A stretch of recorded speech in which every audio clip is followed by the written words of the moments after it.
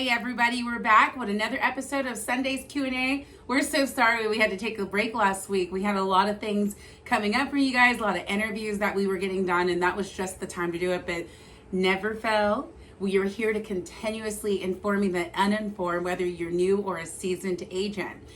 So without further ado, we're going to pick it up where we left off last time. We talked about company reputation. We talked about breaking it down, like getting inside their IMO, figuring out their business model, their commission structure, their contract terms. These are all things that you should be well aware of before you sign a contract. Because ultimately, coming into this business is like being handed keys to a McDonald's franchise without any rules. Like no one's telling you how to manage your schedule, getting product, hiring people, stuff for your store. What are the hours of operation? No one's going to tell you that. That is completely something that they figure you will learn as you go. And personally, that's a little bit irresponsible. And that's why this Q&A is so important. So with no further ado, let's go into this. Alrighty.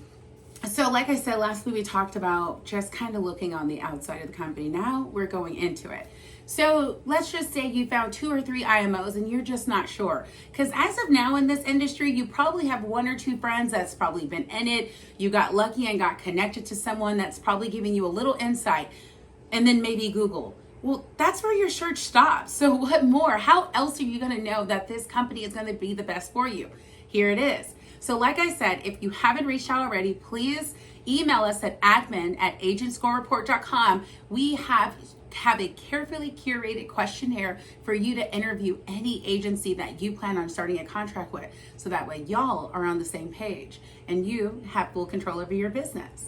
So with that being said, talk to at least 2 of their agents. So after interviewing your manager, right, you've talked for a couple of hours, you like seeing that, and you're just like, hey, is there a couple of agents that maybe I can talk to? And mind you, don't go for your top producer, just some regular performing agent, somebody that's just consistently doing 5 or 6K. You obviously don't want the worst and you don't want the best. Those are 2 different levels of extreme of working, right? These are probably people that make excuse, they're doing it as a side hustle here and there and whenever.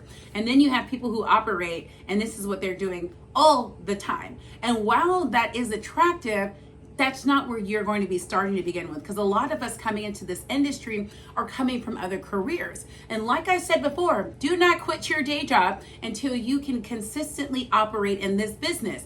And so that you can have some type of respect for the people that you're working with, because a lot of time these IMOs don't want to help you unless you're all in. Let them know up front where you're at. Just like if you work a job, they say, hey, is there anything that you should let us know, whether it's vacations, doctor appointments coming up. This is where you let your manager, your IMO, let them know, like, hey, I have a career. I would like to work out of it. As of now, I can give up to 10 hours per week. And if you know your own schedule, that's your responsibility. Don't let anybody tell you what you should do, because remember, this is self-employment. This is your career. This is you moving from a W-2 position to a self-employed position. So know exactly what it is that you have available to give before you even come into this business. Understand that. That way you're even sitting in the position of someone who is, let's say, someone who is prepared. Because what this industry has thrived on for the longest time was hiring people who don't know anything. Because if you don't know anything, I can tell you anything. So interview at least 2 of their agents, and you're going to kind of ask the same questions, right? Ask the same questions that you've asked the IMO already on that questionnaire we've given you, and you ask them the same questions and see if you get the same answers. Because if you're getting 2 different answers, there's got to be somewhere down the line where did this person get their answer and vice versa. And again, you take that back as more of a concern, because again, a lot of times companies changes, right? There might be someone that was there in the before time, before things transition and things change, and they might stick to maybe the old ways. And then there might be newer agents that have been taught the new way, and that's where the inconsistency may be. But again, this is where you just continue to ask questions. This is not a part where you take the opportunity to be accusatory, but more, again, you're investigating where you're going into, because you don't want those kind of surprises. And then kind of look for their satisfaction, whether it's the, the commission payout consistency, the contract fairness, the overall satisfaction of the leadership. What are some things that they feel they can do better, some things that they're doing really good at? Because again, even the things that they're doing better on are never it's not a reflection of the agency's weakness. It's just saying, hey, I'm doing well enough where I can consistently write, hey, 5-6K a month, no problem. But hey, I would love if they did this more. I would love if they did this. It's just a suggestion. But again, it could be also show you what they're lacking. And those things that they're lacking could be the very things that you're looking for. So those could be very important to your decision, especially if you're interviewing 2 or 3 locations at the same time. So you want to look for those type of red flags, like anything they may have encountered, especially when it comes into relationship and relation, and especially when it's related to trust and transparency. Because when those gray lines get gray, you can expect your pay lines to be gray. So I want to make sure I keep this short and sweet because this is a lot to take in, and this is a lot to think about when it comes to operating your business. But understand, this questionnaire that I would be emailing out to you, this Q&A that I do every Sunday, this is accountability. This is where you need to do the work on your side. This is what I was not given, what many of us are given, if not all of us, before coming into this industry to prepare. Because there is things on your part that you need to do that you are going to be responsible for. And that's what I'm trying to help you out to do. To be prepared, to have a questionnaire, to interview the people you're talking to review all of the contracts, to review the terms so that you can make the best informed decision for your business.